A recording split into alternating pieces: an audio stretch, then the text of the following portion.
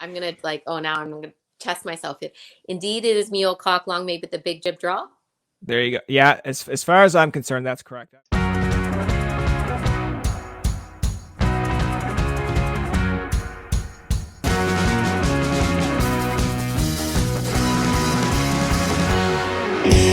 So we're here with the great Jennifer Jones. Jennifer, my very first question for you is: it's 2022. How scared or nervous are you of COVID? I think right now COVID's definitely on top of mind because if we were somehow to get COVID right now, it would be very challenging to go to the Olympics. So we are avoiding everybody and anything we can so that we can get on that plane and hopefully arrive in Beijing with a negative COVID test. Yeah, I want to ask you too because I read earlier from an article that like it's pretty much kind of like you're locked down in home. And when I read that, I was like, that kind of feels like you have like an ankle bracelet to your leg, where it's almost like, in my mind, if Team Canada or Canada Curling's like, all right, she stepped outside the house, make sure she's back in like 5 minutes. It's like, all right, Jen, where are you going? It's like, I'm going grocery shop. No, someone will do that for you. Please, please do not step outside your house. It's not like, I mean, it's not like that. It's just we've made a conscious decision as a team and in consultation with Curling Canada and the doctors of the COC that we're really not seeing anybody. We're trying to get groceries delivered and really just, we're going to the curling club right now. Actually, in Ontario, all the curling clubs are locked down. So we're the only ones in the club. If they do happen to open up before we go to the Olympics, we'll just go really early in the morning before it opens and just really make sure that we can kind of eliminate as many risks as we can, because it's, for us, there's a lot on the line. Like if we were to get COVID, I mean, it impacts our entire team, and obviously the Olympic dream could come to an end. So we're trying to be as cautious as we can. And my family's been super supportive and have kind of lived the isolating life with me. So I do have my kids and Brent here as well. And we're making the most of it, camping out in the living room sometimes, having movie nights, just trying to make it as exciting as we can. So like you mentioned about the curling club that's open, like when you go into practice, what kind of things are you like practicing? Are you looking at like certain shots that you're like, okay, these are ones I'm a little bit uncomfortable with, but I'm going to try this? Or is it just more or less just, prep? It's more or less just prep. Like we'll have a plan going into each practice as to what we want to work on. Like the girls may want to work on sweeping, or we may be doing a technical practice where we really focus on line of delivery and release and all of that. And sometimes it's more shot oriented. So it really depends on the day.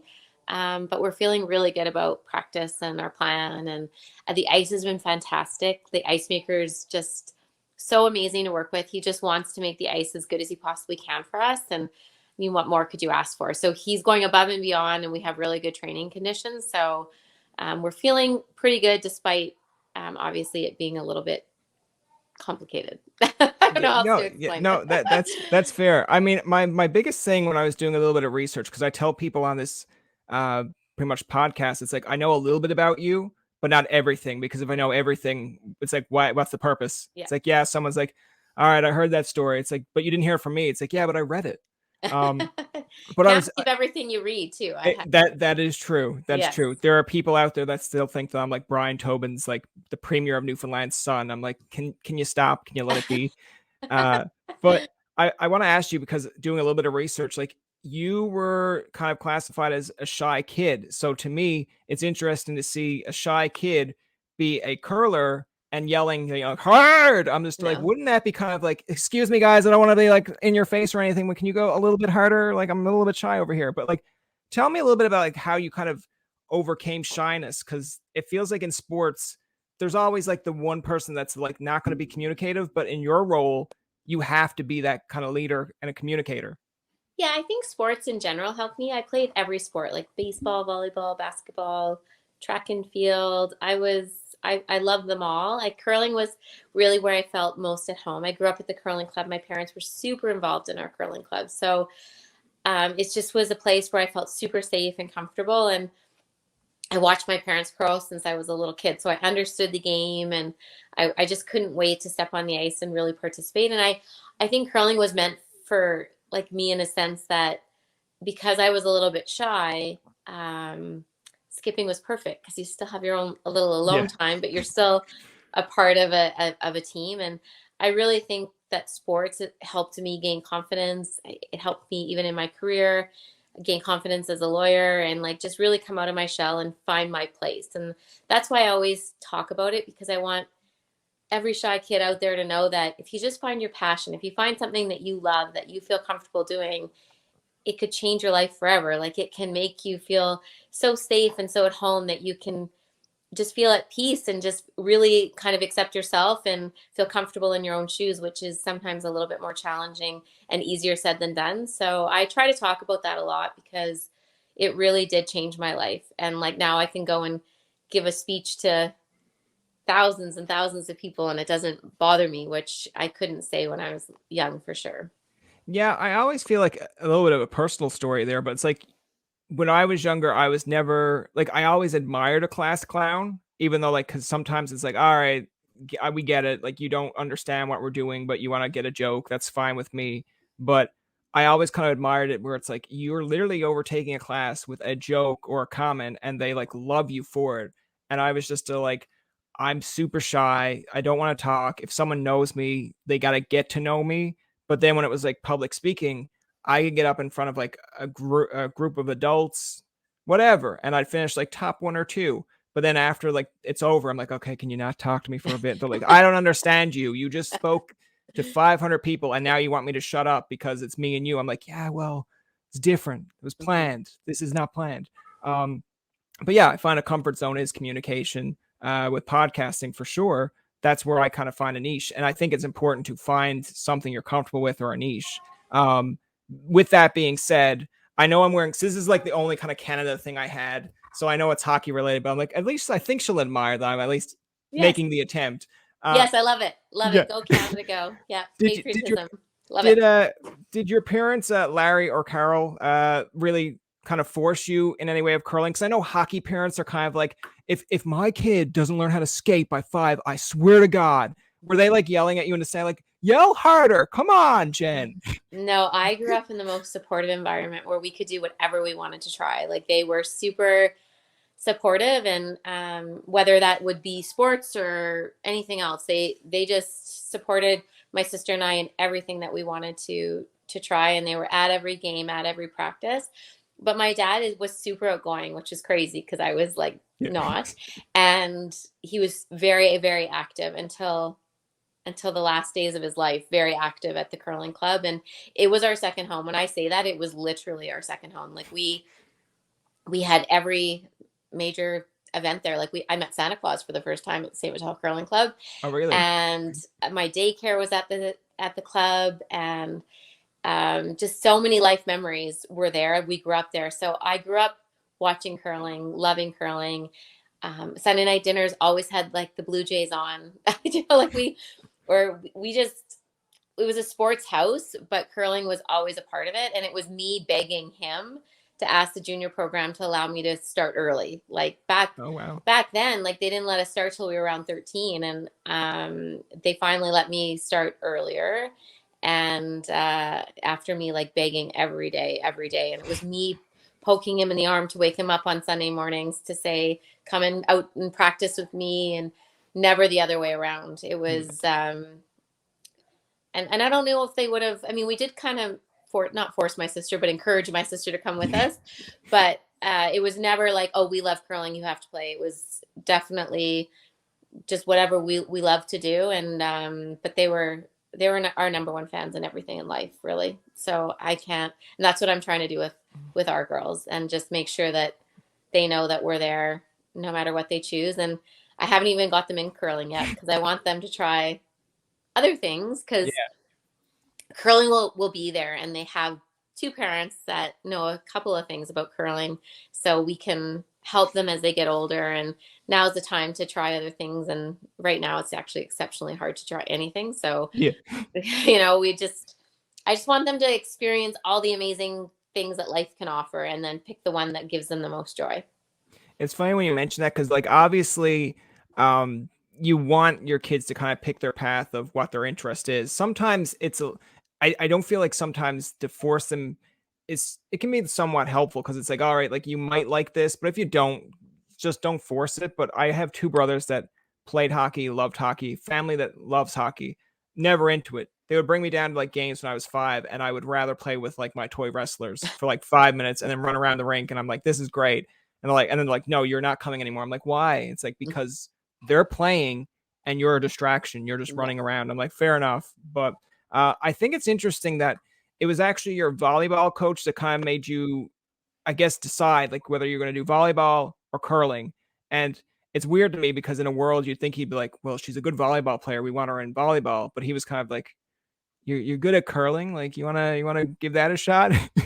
No, it wasn't like that. No, it was more I had to choose because it got to a point, I think, as you get older, you can't do both because you're going to miss practices, you're going to miss games, and for me it was just I just loved curling so much that it was an easy decision for me. And back then there was no like university scholarships for curling or anything like that. Like it was strictly a love of the game. And I didn't even have these like I wanted to be successful. Like I put everything into everything I do, but it really wasn't about like I didn't have all these aspirations and I want to win a world championship or anything like that. I wanted to play in one Scotties. That was my and and then it happened and I thought, oh, it can't get any better than this.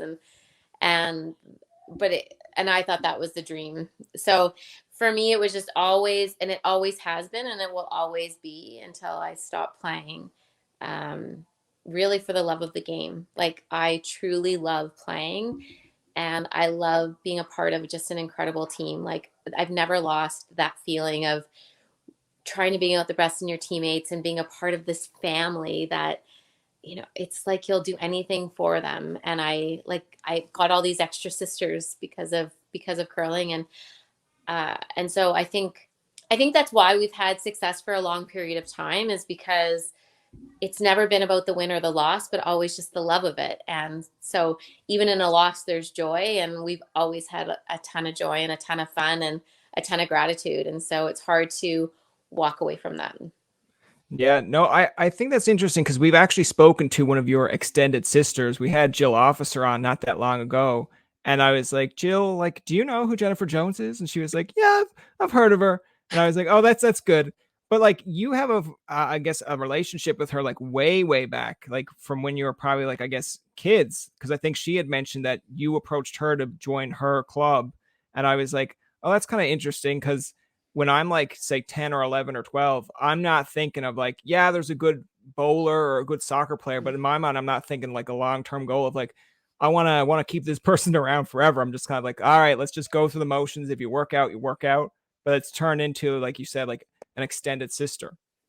Oh, for sure. Like, and her parents, they're like parents to me. And like, I love them to death. And even when Jill stopped playing with us because she took a step back, like that relationship will never ever change. Like I know that if I needed something at 4 a.m. and I phoned Jill, she'd be on the first plane or whatever it would be. And I know she knows the exact same about me. And it's like your family forever. And that's always been kind of how, like for Caitlin and Dawn and Jocelyn, like and Jill, like and our coaches, like it's always been this incredible experience. And I like to think that they know that I would do absolutely anything for them because I truly would.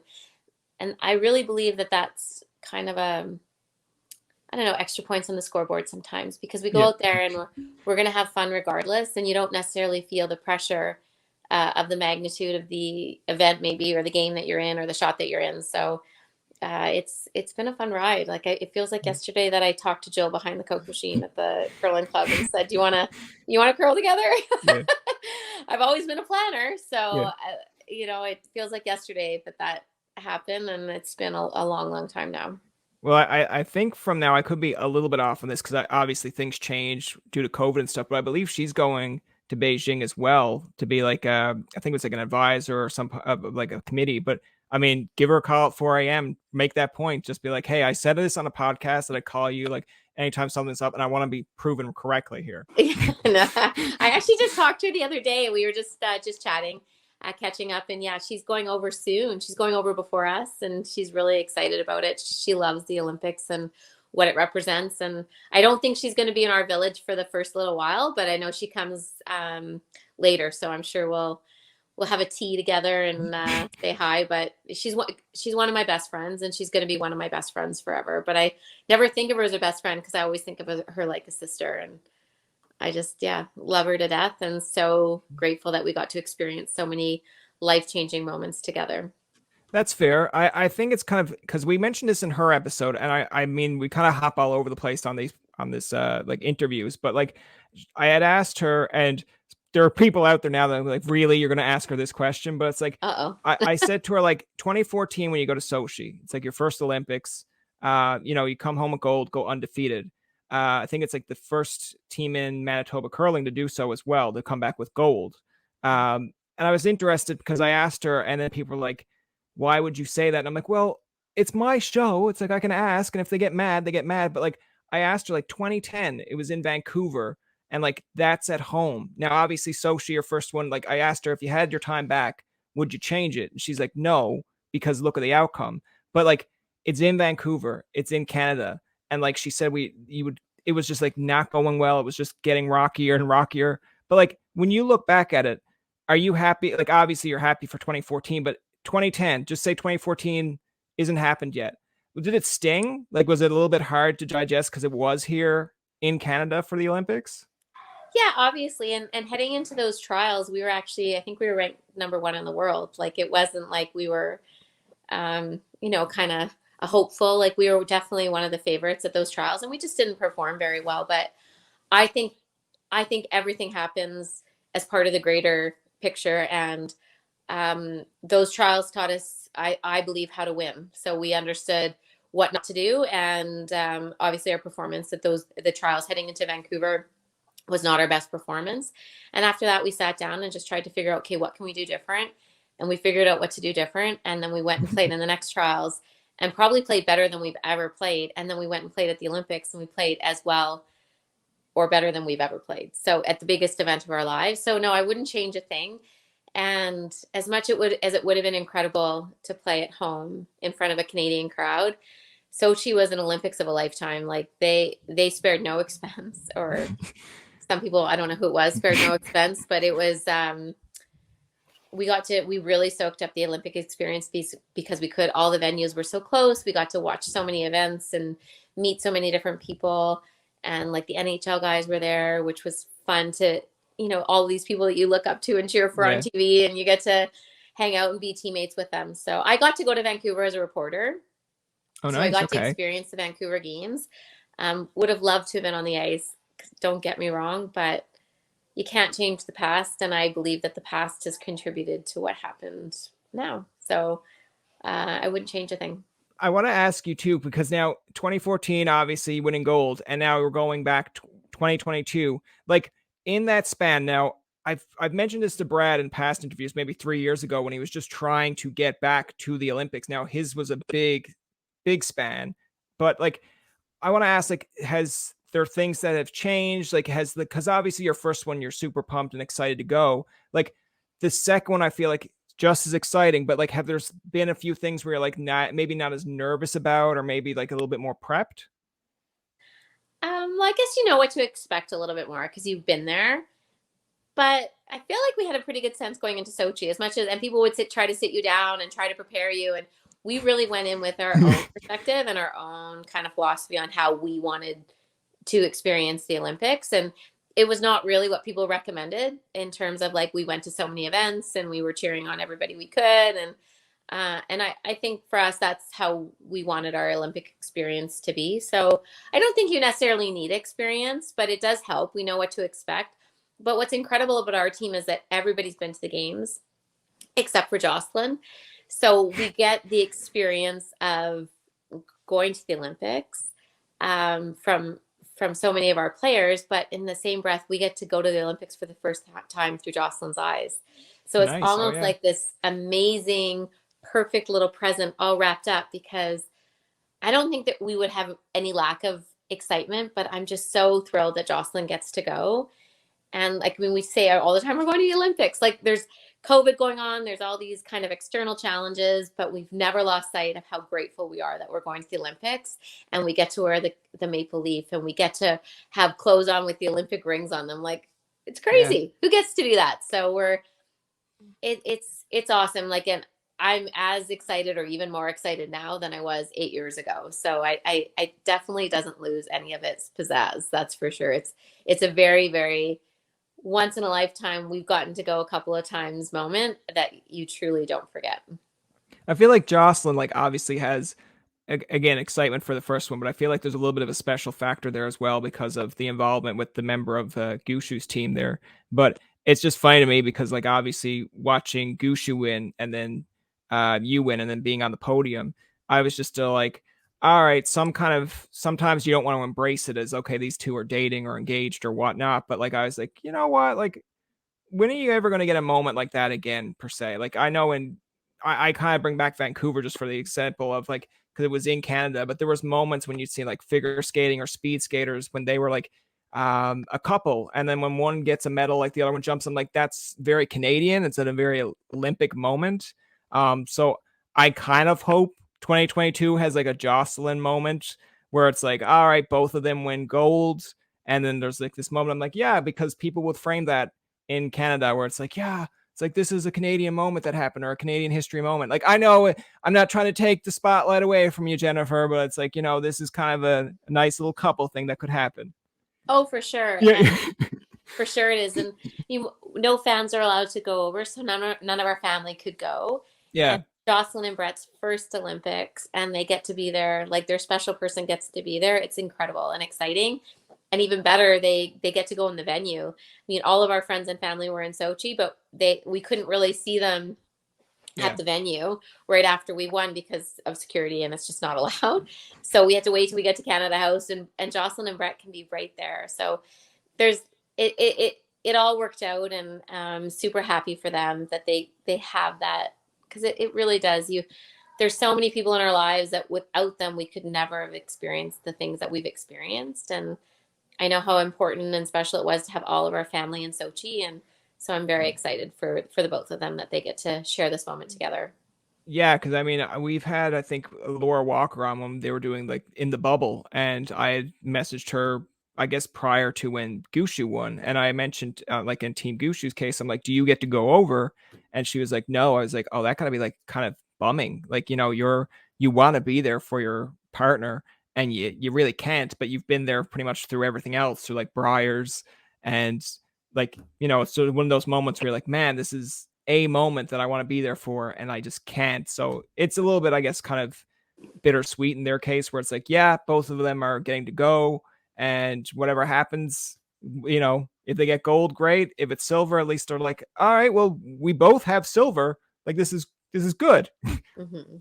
Yeah, no, it is hard to go over for sure without your people and your family, because as much as you're excited for the Olympics for our team, like, in the same breath, it's our family's a big part of it too. So you'd love for them to live through it, but we're trying to make it just as special back home, and making them feel like they're a part of all of our success, and hopefully wins and losses, they're going to be right there for us. So is it ideal? No, but it's kind of what's happening right now. So I feel like you've had to learn to go with punches and just accept what reality is giving you, and just be thankful for, we're thankful for the opportunity to play. Now, I want to ask you, like, in the moment when obviously you see your stone, like when you knew you were going to the Olympics, like, I know, like, it's kind of, I feel like people have those moments where time stands still, or like you relive the shot in your mind. But like, when you knew the moment that you were going to the Olympics, can you take me through that precise moment? Like when you seen it and you're like, I can't believe we're going. Like, did everything kind of freeze around you? Not this time, actually, No. because of how we won. We had the opportunity to win in 10, and it didn't happen. And then we won in the 11th when the other team missed their last shot. I knew kind of, I don't know, before it hit for sure that we were going to win. Yeah. And so I don't think it didn't stand still. Like other moments for sure. Like when we won the Olympics, it felt like slow motion. I feel like I could put myself back in that situation and remember what it smelled like, remember what my heart was doing, like all of this, because it just feels like as much as it was 10 seconds, it felt like 10 minutes. And this one was more, I don't know, it was just different. It was just a totally different experience. And I mean, it was a really close game that came down to last rock. But yeah, what I won't forget is hugging the girls after. Like, I felt like I lift Jocelyn up, and I felt like I twirled her around for what felt like 10 minutes. And I'm sure it was only a few seconds. And the same with, like, you know, Joss and Lise and Caitlin and Victor. Like, it just felt like I won't forget hugging them and celebrating with them and realizing that we had done it, that we had won, and that we were going to the Olympics. So it wasn't really the shot. It was more just the celebration after, and just so grateful to be able to go with the girls. Now, I know like this Olympics obviously is different than others because of the whole COVID situation, but like obviously to take the kind of the positive from the negative here, but like what kind of things are you excited about besides like the curling aspect to experience with Beijing, or like when you go over there? Because yeah, it's a moment in itself to go over and represent Canada for curling at the Olympics, but like are there certain things that are on like your bucket list, or things that I know like you can't really travel per se, but like certain things that you're like, while we're here, it'd be nice to like see this or do that?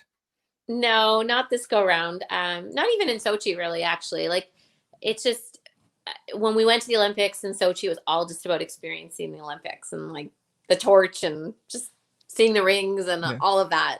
And meeting as many of the Canadian athletes as we could, which was incredible. Like, and hearing their stories and just feeling like your name was in the same breath as all these people that you looked up to.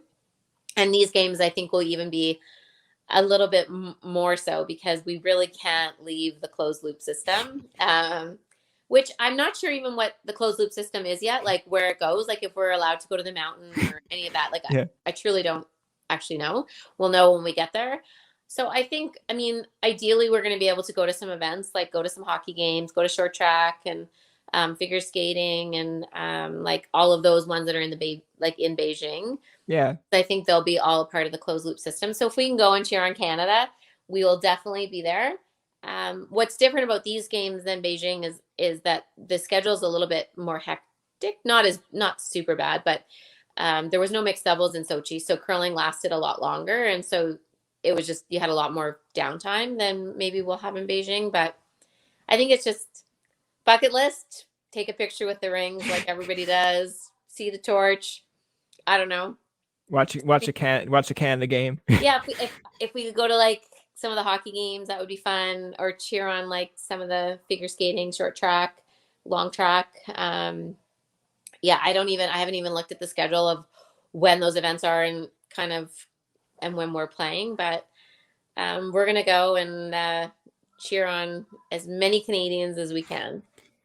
Yeah, I think I was looking at like schedule last night. Now I could be wrong because everything could have been like updated, switched, but I believe it was like the women's hockey was like on like 11:30 at night in Newfoundland. I was like, all right, I'll probably be one of the people that watch that and then have to work at 7 a.m. But I'm like, all right, I'll use an excuse to be like, it's the Olympics. How many times do you get to watch like the Winter Olympics? So I think like the curling, I could be wrong on this, but it was like 8:30 to 10 o'clock our time in the morning.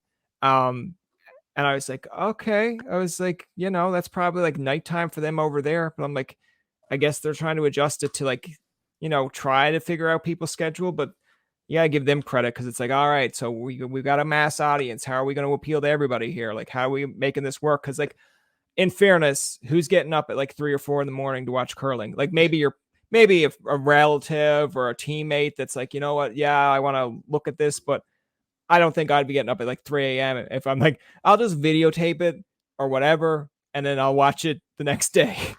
Yeah, I was gonna say, you'd be surprised. I couldn't believe how many people actually watched it live in Sochi, because the time change was crazy there too. But yeah, I think a lot of people will PVR it, but you just feel the love, like when you're playing. It's so much fun, and it is a pretty drastic time change though. So oh yeah, and I mean that for anything. I think it was Pyeongchang was probably about the same. I don't know if it's exactly the same, but probably around the same.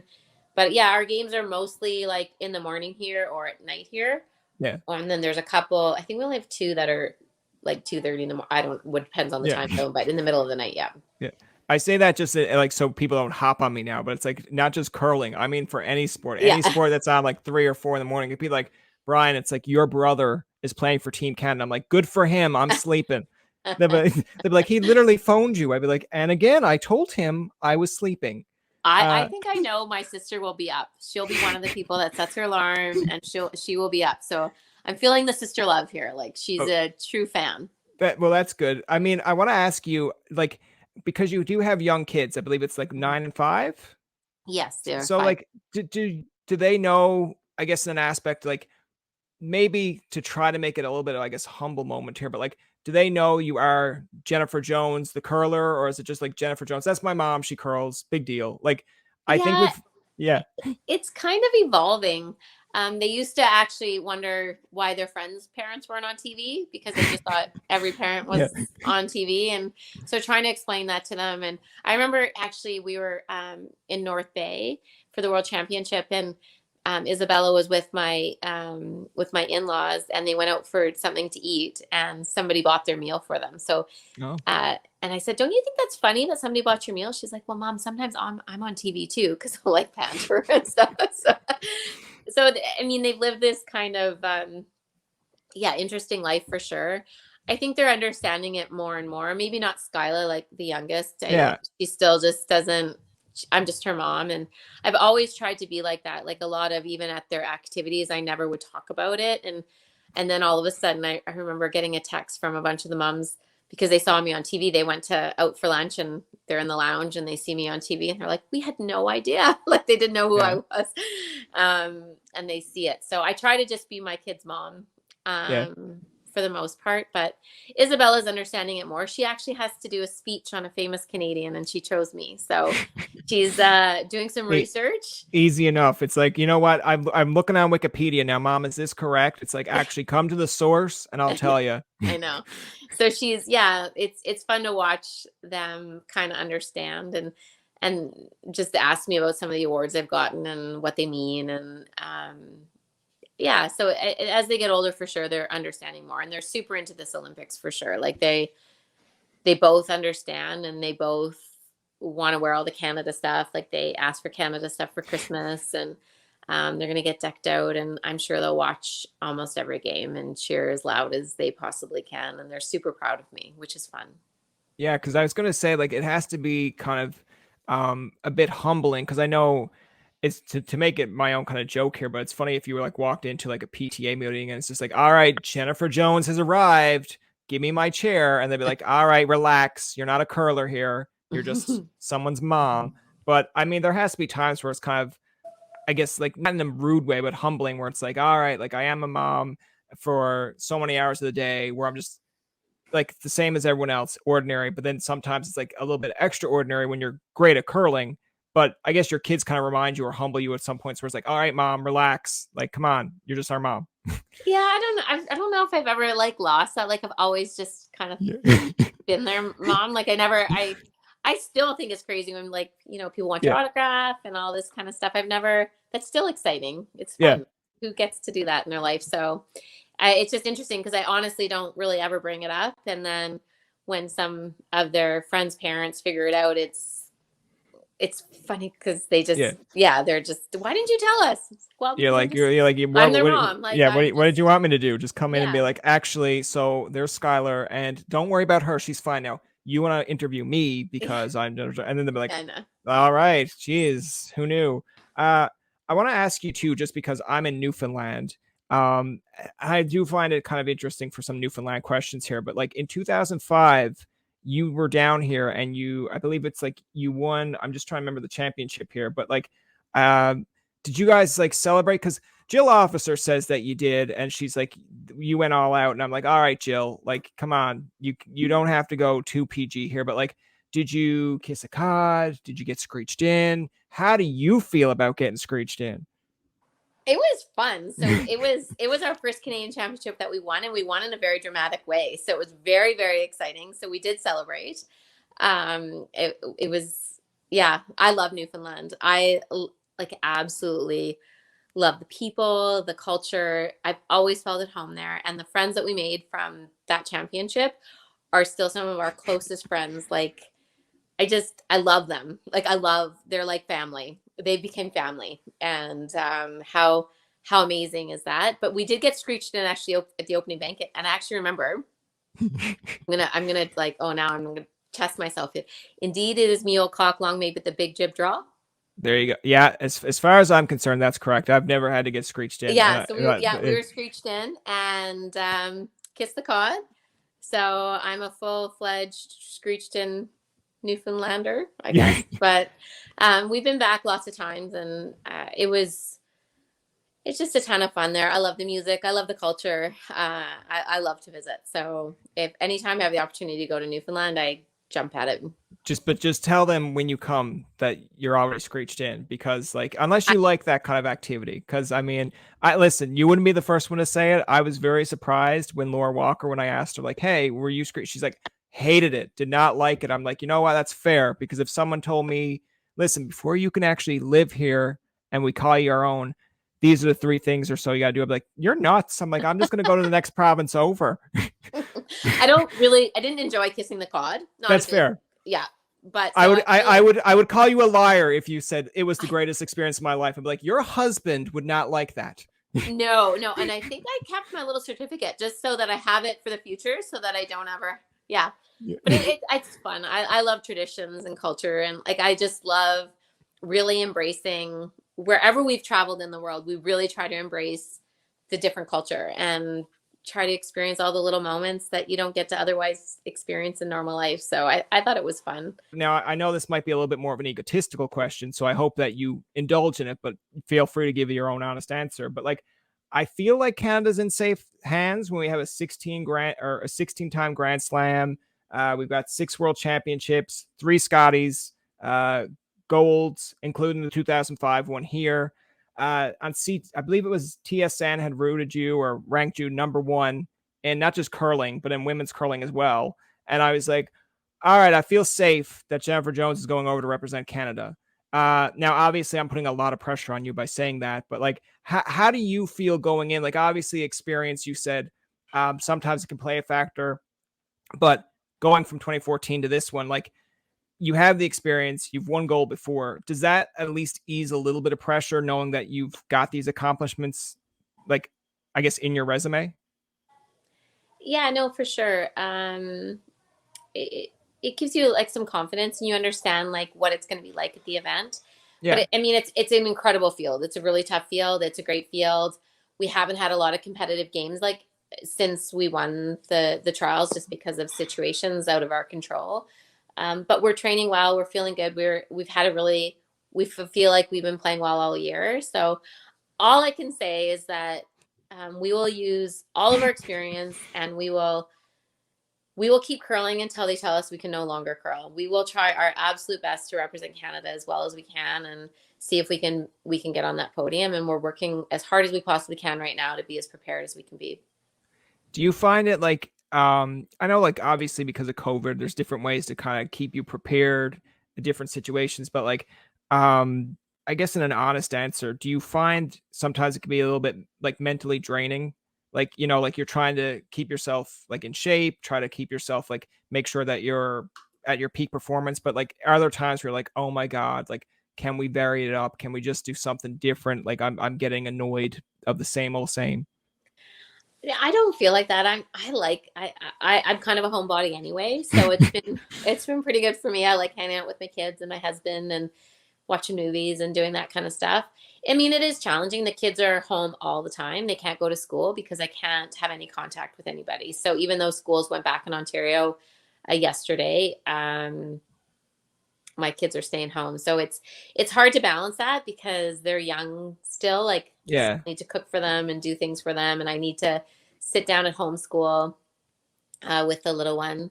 So it's yeah, like it's challenging. There's some challenges and it's hard, but I would never complain. We're going to the Olympics. We're doing our very best to be as prepared as we can be, and feeling pretty good about our plan, and just can't wait to get on the ice there. So if you don't mind me asking, like, obviously in this prep, like, take me through maybe like a week of what would be like the prep involved. Cause I know sometimes when you're looking at, like, I'm not big on TikTok. I just never really got into it, but like, obviously Instagram integrates TikTok stuff over. And then there's times that's like, oh, let's see what Jennifer Jones posts. I'm like, okay, they're baking. And the next minute it's like, when you remember that you're going to the Olympics, or you see like a Sage the Gemini song or whatever it is, and like they're doing a workout, I'm like, all right, like Jennifer Jones seems like she's like a cool mom here, but like tell me a little bit more about like what the experience is like when for a week. Yeah, well, I mean, it's kind of almost the same every day. So basically, I get up early to have a little bit of a workout, and then the kids get up, and then we do homeschool. So we kind of get into our routine. We have breakfast. I feel the one thing I feel like I do is make a million snacks. I don't know anybody out there that with children, they just want to snack all day long, and when they're at home, I feel like that's all they want. So so we do homeschool, and then we have lunch, and we do that, and then during afternoon break, I go to practice, but it's an hour drive for me because all the curling clubs are Like closed, and I live in the country, hour so to and from, yeah. No, it's an hour there. Okay. And then I practice, and then it's an hour home. Oh wow. Okay. So Wow. it's a lot of driving. I drive a lot. And so Brent takes over the homeschool kind of in the afternoon, but we're big into home cooking. So we've been making kind of everything from scratch, from soups to whatever. So we do that throughout the day with the kids. I feel like they've learned so much about cooking during this pandemic. Like I just feel like Isabella, who's just turned 9, I feel like she'd be self-sufficient if she had to be. She could do everything that she needed to do. So we do that. And so I go to practice, and then I feel like we always have team meetings or like some kind of conference call, an interview. It's, whether you do that in the evening and then basically put the kids to bed. Brent and I get about an hour together, and then starts all over the next day. Yeah. And then if we have an epic snowstorm, which Ontario had, then we spend the whole day shoveling, trying to get out. So it sounds like we do the same thing every day, but it's super fun. And it's fun for me to watch the kids learn and meet some of their friends and like online and just watch them learn everyday things. Like Bella now knows how to make a bed like properly. Like, it's good. So there's been lots of positive things. I mean, obviously there's some challenges, and it's hard to get your own things done, and you definitely have to coordinate a schedule. Like we can't call upon friends to help with the kids or our family to help with the kids because they're not in our isolation bubble. So it's the 4 of us tackling the world right now.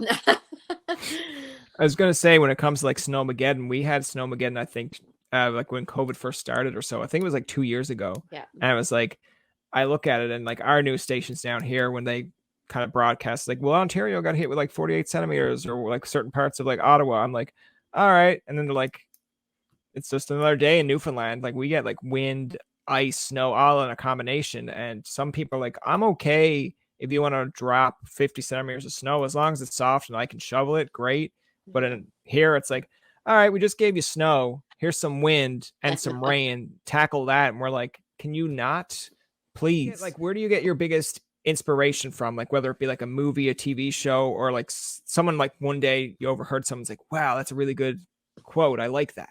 I don't know. I've always had this philosophy that if you surround yourself with people you totally admire and respect, like you kind of get tidbits from all of that. So I have some friends that are super successful entrepreneurs that are amazing people. And I kind of get a little bit of just their work ethic and thinking outside the box and never giving up. Like they have this attitude about them that anything is possible. And so that I feel like has just watching them has really shown me that, you can never do the same thing you did yesterday. It's never going to be good enough. And then you look at certain athletes that just train above any limits that we thought were possible. And it's like, okay, like, or somebody that's super a positive thinker that sees all the positive in life, which is probably my mom. She was an oncology nurse, and she has this outlook on life that I just hope that I have. I think I have, and I just want my girls to have, because it's about just grateful for every little moment in life. And so that has really helped in curling, because it's just every time we travel or we get to play, or there's never lack of gratitude. We're always so grateful for the opportunity. And so it's never been one person, one movie, one show, one song. It's always been just trying to like morph all the little lessons and life lessons, or the people that you admire, all the things that you admire, and put them into one thing and try to strive for that. And that's kind of been my attitude always. It's just, like for me, like, why would you look up to one person when you could look up to so many, and try to just find all the great things and the greatness about them, and strive for greatness. That's fair. I want to ask you too, like obviously you have the background like in being a lawyer. Like what kind of drove you to be a lawyer? Because I know like obviously I sometimes forget that people have like lives outside of curling because you see them on TV. You're like, all right, that's their career. They're a curler. Because like I know Laura's into mortgages. Because I sometimes see it on like Instagram. I'm like, yeah, how come there's not like a Laura Walker? It's like mortgages by Laura. I'm like, okay, cool. But what made you get into being a lawyer? Was it because you were a shy kid? What happened? No, I actually school was always super important to me. So I was always very studious. Always did quite well in school, and had aspirations to do something like a post-secondary degree. And when I was in school, I actually wasn't sure if I wanted to go into medicine or law.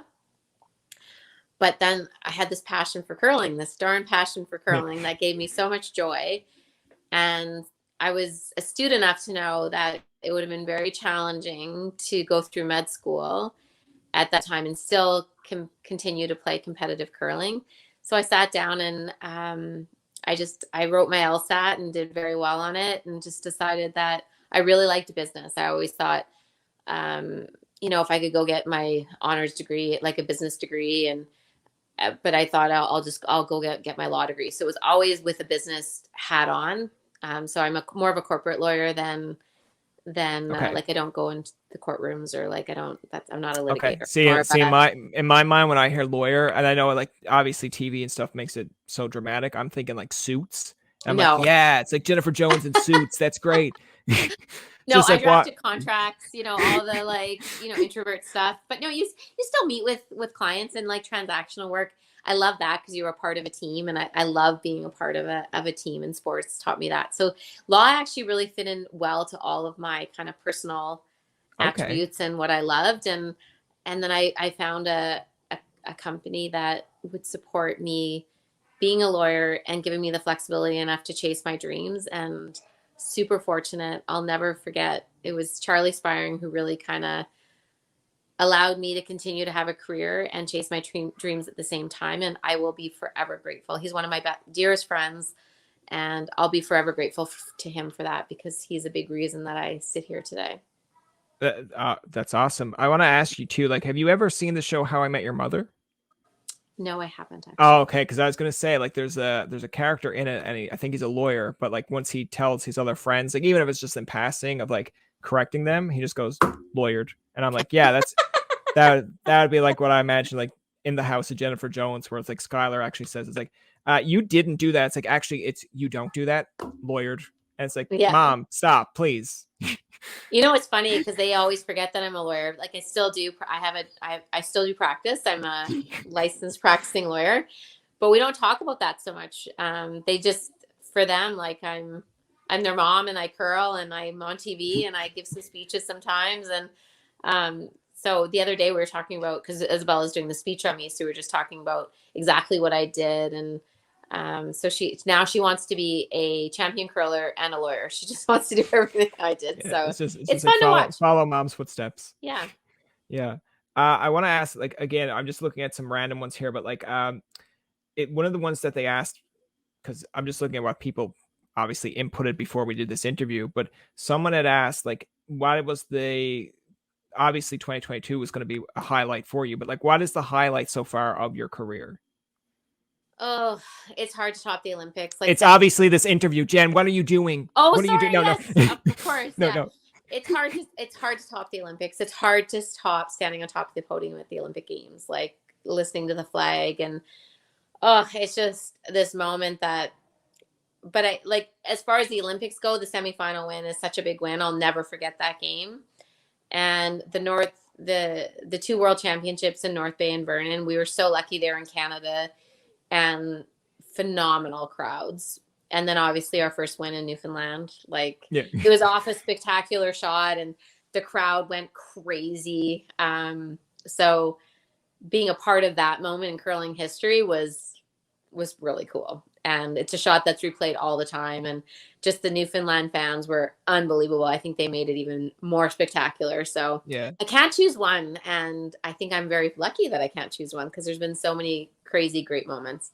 It's funny because when you look at, like, say, I think TSN has a thing where it's like top 50 curling shots or shots, and I believe it's in there. But like one of the ones that I kind of laugh at, because sometimes you gotta find it hard to pick like moments. Like I know sometimes they'll try to find bowling moments. I like bowling, so it's fair. I can make fun of it, but like obviously the biggest one they have is like, who do you think you are? I am. And I'm like, I really want to see a curler at some point in their career just have that moment where it's like they yell out something and people are like, did that person just say that? And then that just becomes like a TSN thing for like the rest of life. So Jennifer, that's me basically kind of saying to you, if you get gold, I want to hear a moment where it's just it's like, who do you think you are? I am. I'd be like, yeah, that was me. I told her to do that. I don't think I could ever say that.